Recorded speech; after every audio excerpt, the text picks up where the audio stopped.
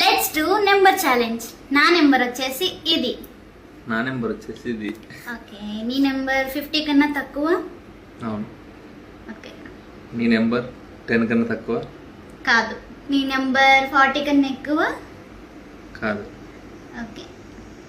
నీ నెంబర్ 20 కన్నా ఎక్కువ? కాదు. నీ నెంబర్ 20 కన్నా ఎక్కువ?